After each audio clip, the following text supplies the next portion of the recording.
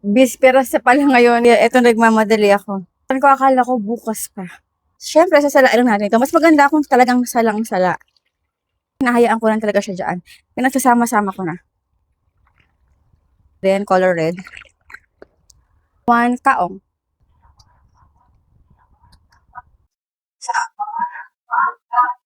So pinapatila ko lang yan at paminsan-minsan hinahalo ko. Okay. All-purpose cream, condensed milk, evaporated milk.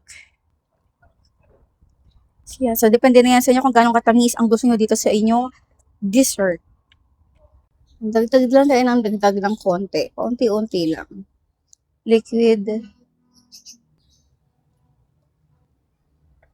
Haluin. Ibagay. Lagay na natin. Hindi siya malapot.